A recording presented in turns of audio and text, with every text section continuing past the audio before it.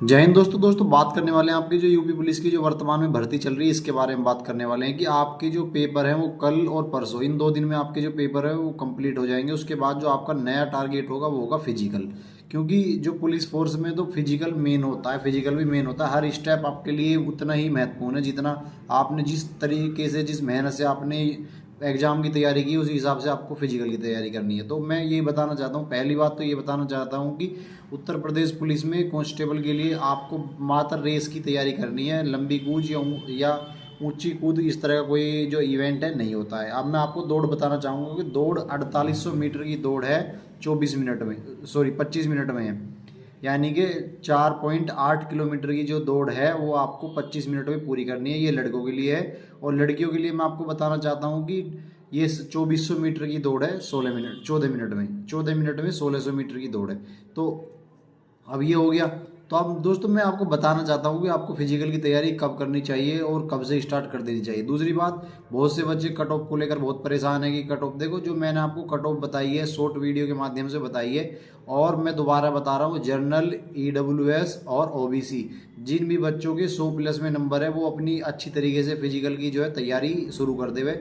और जो SC ST, देखो SC वाले जिनके 90+ क्वेश्चन सही हैं, ST वाले जिनके 75 और 80+ क्वेश्चन जिनके सही हैं वो अपने फिजिकल की तैयारी कर सकता है। ठीक है, तो अब मैं बता रहा हूँ आपको कि फिजिकल में होता क्या है। देखो फिजिकल बताते हैं कि यूपी पुलिस का कोई आसान होता है क्योंकि भाई रनिंग ही है, लेकिन 5 किलोमीटर रनिंग जो है 4800 मीटर की जो रनिंग है ये अब इतनी आसान नहीं रहेगी। क्योंकि अब जो है हमारा और आपका जो है लाइफ स्टाइल बहुत ज़्यादा चेंज हो गया है। अब तुम्हें पता है, अब आप सभी देखो जितने भी कांस्टेबल भर्ती वाले हैं सभी गांव के, लगभग 80% लोग गांव से बिलोंग करते होंगे।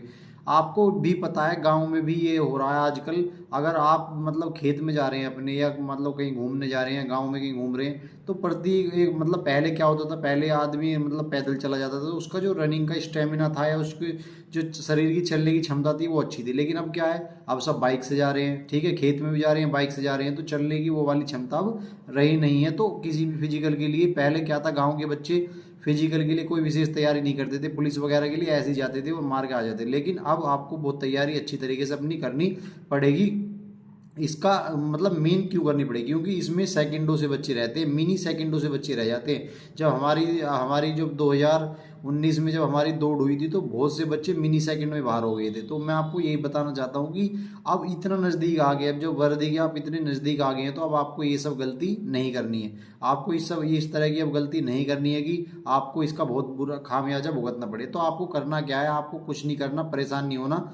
देखो जिन बच्चों का शरीर थोड़ा मतलब हल्का है, जो मतलब जिनमें स्टेमिना है, तो उनके लिए तो ठीक है। वो मतलब दिन में एक टाइम जैसे सुबह सुबह रनिंग करने चले जाओ। अभी आपको टाइम नहीं देखना, कुछ नहीं देखना, बस आपको 2-3 किलोमीटर ऐसे ही अपना दौड़ लगाओ हल्की हल्की स्पीड पे, वो चल जाएगा। ठीक है, दूसरी बात, जो लड़के हैं जो थोड़े भारी हैं, जिनका वेट ज़्यादा है और जो जिन्हें थोड़ा चलने में ही मतलब प्रॉब्लम होती है, तो उनको यही ध्यान रखना है, उन्हें मतलब सुबह और शाम अच्छी तरीके से मतलब 2-2, 3-3 किलोमीटर की रनिंग करनी है। दूसरी चीज़ जिस चीज़ का ध्यान रखना है, अपनी डाइट का बहुत ज़्यादा ध्यान रखना है। जो लड़के अब फिजिकल की तैयारी कर रहे हैं उन्हें अपनी डाइट में सुबह सुबह चना भिगो के जो रात में रख देते हैं उस चने को का इस्तेमाल करो, मुनक्खा, काजू, मतलब अपनी डाइट का आपको बहुत अच्छी तरीके से मतलब ध्यान रखना है। दूसरी बात, जो आपका फास्ट फूड है और जो भी कोई और गलत आदत है उसको मतलब नहीं अपनाना है। जैसे कि कोई नशा करता है, तंबाकू, बीड़ी, सिगरेट इस तरह का कोई करता है, क्योंकि उससे जो है तुम्हारे शरीर में स्टेमिना नहीं बन पाता।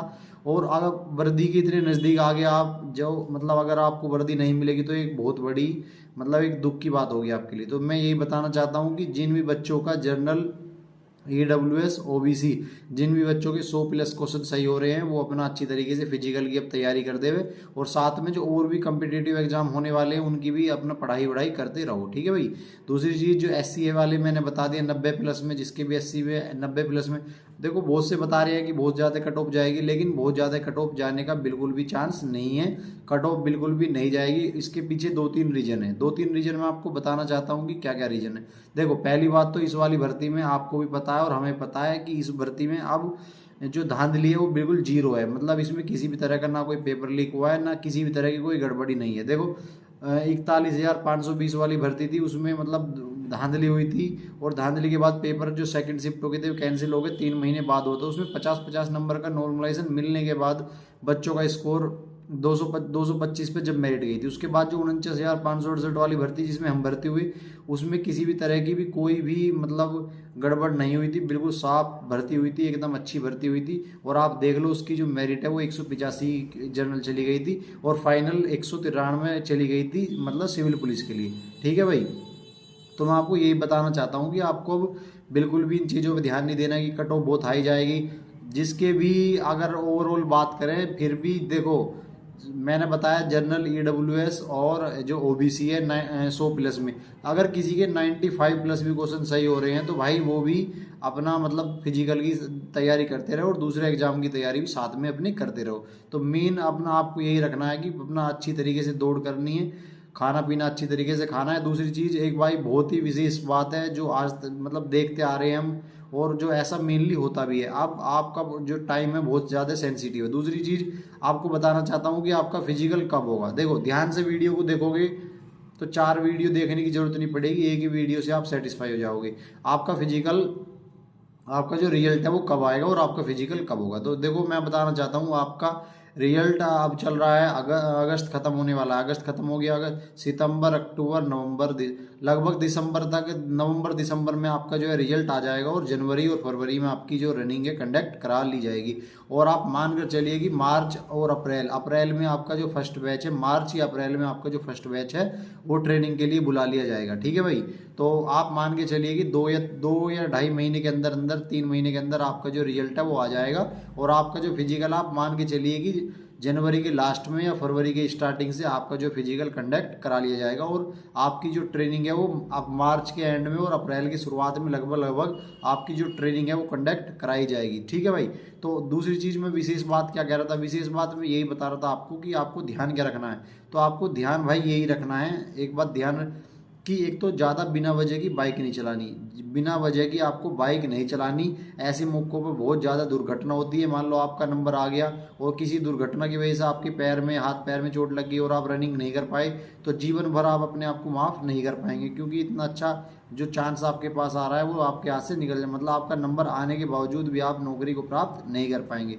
तो ध्यान रखिए, बाइक वगैरह या बेवजह किसी भी जगह जाना जो है अवॉइड करना आपको। ठीक है भाई, तो मैं यही बताना चाहता हूँ इस वीडियो के माध्यम से कि जिन भी बच्चों के 95 प्लस SC ST मतलब है वो तो 85 प्लस में ही, ठीक है, और जनरल EWS OBC 95 प्लस भी आपके क्वेश्चन सही हो रहे हैं, तो आप अपने रनिंग की अच्छी तरीके से तैयारी करो। और ज़्यादा वो उम्मीद कि उसने इतनी कट ऑफ बता दी, उसने वो कट ऑफ बता दी, इन चीज़ों पे अपना ध्यान आपको नहीं देना है। अपनी फोकस करो स्टडी पे, अपनी रनिंग पे फोकस करो, और दूसरी बेवजह इधर उधर कहीं जाने से बचो और अपने खाने पीने का ध्यान रखो भाई। ठीक है, थैंक यू भाई, यही बताना था।